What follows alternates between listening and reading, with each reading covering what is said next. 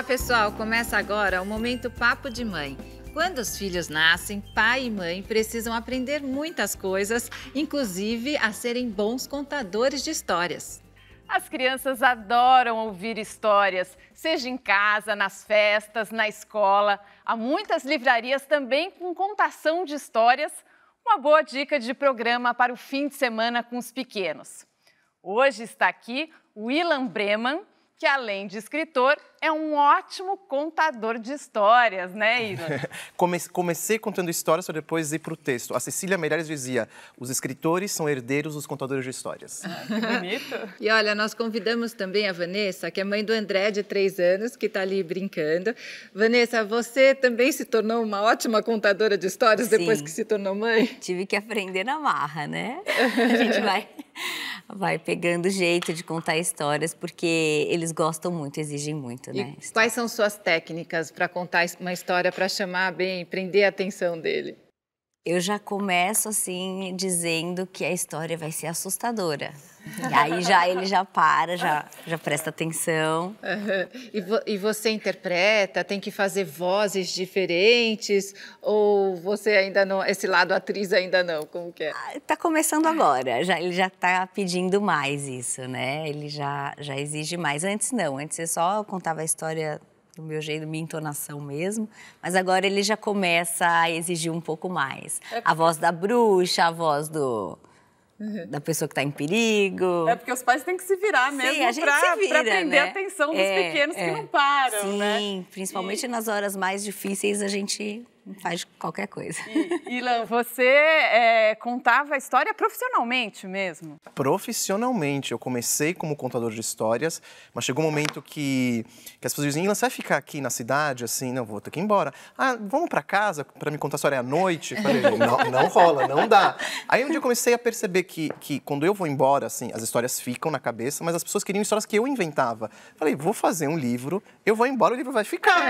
É mais fácil, mas eu passei anos contando histórias e tenho experiências maravilhosas em vários espaços e lugares diferentes, bem bacana. Qual o segredo para prender a atenção das crianças? Você usa acessórios, vozes, como a Mariana falou, interpreta? Então, acho legal, né, Vanessa, falar sobre o André, porque o pai e a mãe não precisam fazer curso para contar a história, por favor. Não precisa, porque o pai e a mãe é o pai e a mãe. Ele está parando a vida, a corrida, para dedicar ao filho. Então, pode ser gago, voz de taquara rachada. Eu peguei, às vezes, uma pessoa num curso e falei, mas como eu vou contar para o meu filho com minha voz fininha? Eu falei, porque você é a mãe. E depois, é verdade, ele adorou. Claro, você parou o que você está fazendo para ler uma história para contar, você é a mãe.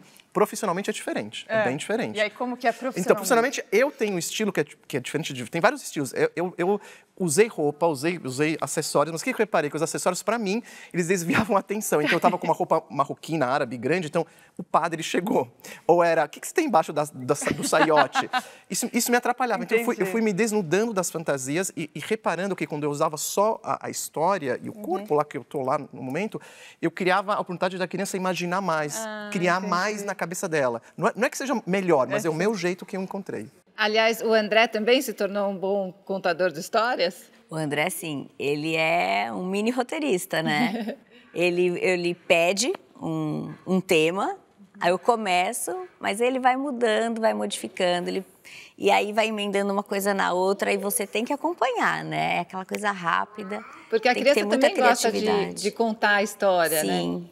O legal é que você pode contar as histórias em casa e você pode levar o seu filho para ouvir uma história numa livraria, numa festinha.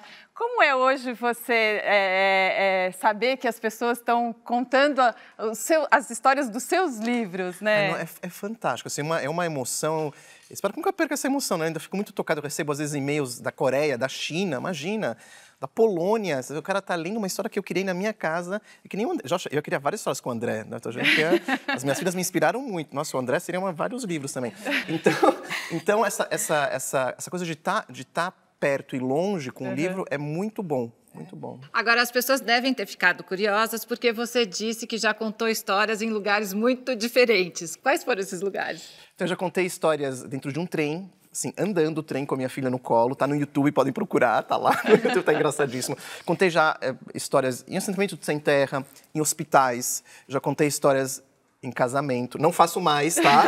Mas há muitos anos já fiz 2 ou 3 casamentos. Que curioso, não é então só contar história para criança, é contar história para adulto também. Não, mas uma história boa, né? Acho que a Vanessa deve saber isso. Uma história boa encanta adulto e criança. Porque nem uma pintura. Uma pintura, um quadro, ele é bom para criança e para adulto. Um filme, um teatro infantil.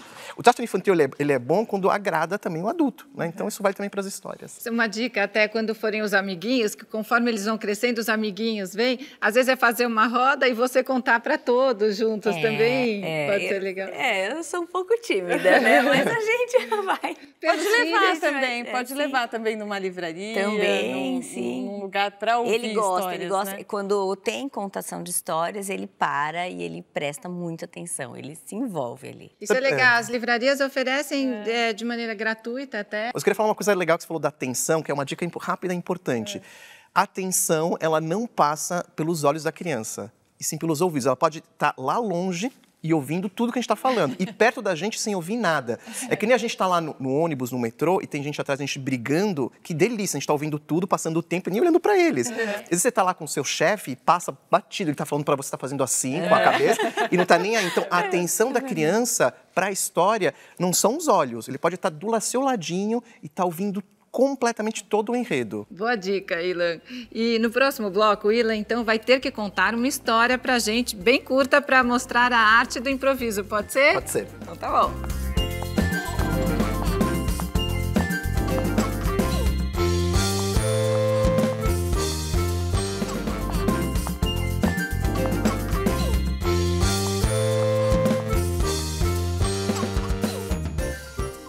O Papo de Mãe está de volta. O assunto hoje é contação de histórias. O André está aqui, a Vanessa estava contando uma historinha para ele. Vanessa, você falou que é um pouco tímida na hora de contar histórias, mas tem alguém da família assim que gosta de assumir esse papel, né? Sim. Eu não sei vocês em casa, é tão gostoso quando tem um avô, uma avó que gosta de contar história. Como é na sua casa? O pai do André, ele não é tímido. Ele faz esse papel. Ele, quando tem que fazer entonação, quando tem que interpretar, ele assume esse papel, ele gosta muito. A avó do André conta muita história para ele também. E é gostoso também quando tem história de família, né? Quando eles gostam de saber, né? Sim, ele se interessa muito, é muito curioso, né? Muita curiosidade. Eu acho que em muitas casas as crianças chegam e pedem, conta história de quando você era pequenininha ou de quando você era pequenininho, né? As crianças pedem.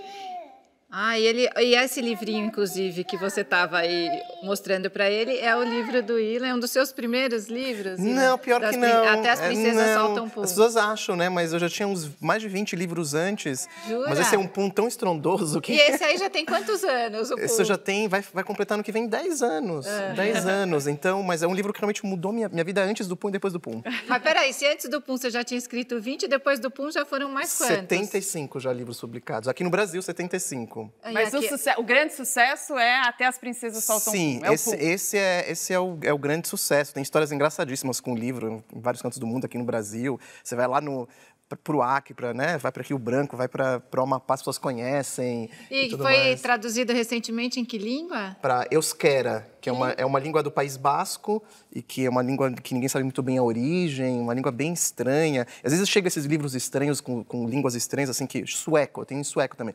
E às vezes você não sabe nem se seu nome está na capa, tipo chinês, coreano. Que a letra é outra, sabe. né? Espero que a história seja correta. Já pensou contar uma história em euskera? Não, euskera, não, eu não faço ideia como que seria. E tem espaço na sua família para outra pessoa contar a história? Porque você é um profissional, né? Não, mas tem. A minha esposa, ela conta muito, né? Ela conta, porque como eu viajo, quando eu tô em casa eu conto, claro, mas quando eu tô fora ela conta, assume, leu muitas histórias.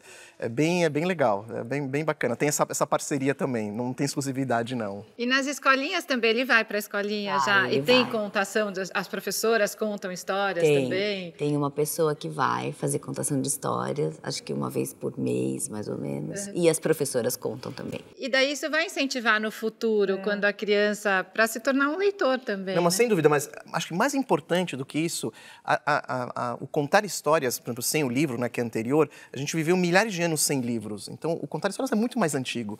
E deixa uma marca tão profunda, posso te garantir, que ele não vai lembrar do 15º par de tênis que a gente compra, essa centopeia, as crianças. A gente também faz isso, também faz com as minhas filhas isso, vai comprando isso aí. Mas eles não vão lembrar do 15º tablet, ele vai lembrar lembra da história do esgoto, daquele momento, do cheiro, de tudo mais. Então, isso que é importante, a memória afetiva da história, ela é única. É isso que eu ia dizer, traz essa memória afetiva. Você, por exemplo, o que você lembra da sua infância? Quem que contava histórias para você? Assim? A minha mãe contava histórias e eu lia bastante. Eu lembro da minha infância com muitos livros, que aliás, todos guardados, e ele utiliza esses livros até hoje. E para contar essa história, os livros infantis, eles têm as imagens também, né? E na hora de contar a história, você traz essa imagem de que maneira? É a voz, acho que não precisa ficar preocupado, chama de ruído visual. A gente acha que mexendo muito as mãos vai ser mais legal, vai ficar mais atento. Isso atrapalha a história, então se você for com mais calma, vai contando, ele vai criar isso, pode ter certeza. A palavra tem esse poder, a palavra é uma coisa maravilhosa. Você fala, rádio, né? A pessoa fala, a pessoa deve ser um cara de 1,90 m, às vezes um baixinho, você está lá imaginando.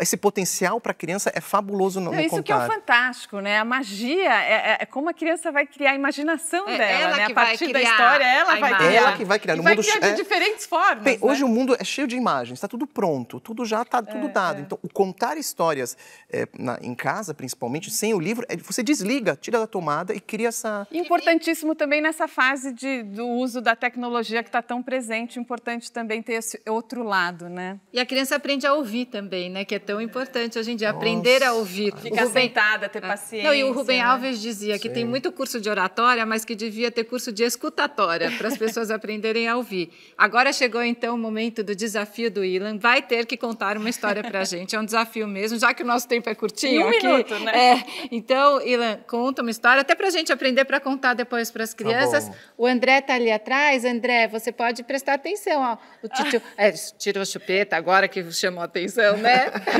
Ó, o Ilan vai contar uma história para a gente escutar, tá bom? Conta, Ilan. Vou contar uma história Kuan, que é bem curtinha, é uma história zen budista, pra gente refletir, ficar todo mundo animado. Um aluno chega pro mestre e diz: mestre, eu entendi por que Deus... Você me explicou por que Deus criou as montanhas. Tá claro. Por que Deus criou o mar. Tá claro. A terra. Claro. Mas, mestre, por que Deus criou o horizonte? Eu ando 5 passos em direção ao horizonte, lá ele está 5 passos longe de mim. 10 passos, 10 passos longe. 1000 passos. Ando 1000 passos, ele está 1000 passos longe de mim.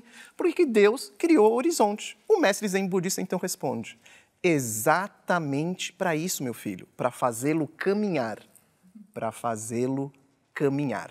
Boa caminhada para todo mundo. Lindo. Ótimo. Obrigada por ter caminhado até o momento Papo de Mãe. Infelizmente terminou o programa, foi ótimo. Foi ótimo, que eu agradeço. Uma dica aqui para encerrar. Mais um livro do Ilan, esse aqui é o 70º. Quinto. O Sapo e os Meninos, um conto popular brasileiro. Parabéns pelo seu trabalho. Obrigado. Boas histórias para todo mundo. Obrigada, Vanessa. Viu? Você se torna mãe, se torna uma contadora de história. O Momento Papo de Mãe fica por aqui. E continue nos acompanhando. Nunca falta assunto pra gente. Até a próxima. Tchau. Até. Tchau. Por que Deus criou o horizonte? O mestre zen budista então responde: exatamente para isso, meu filho, para fazê-lo caminhar. Para fazê-lo caminhar. Boa caminhada para todo mundo.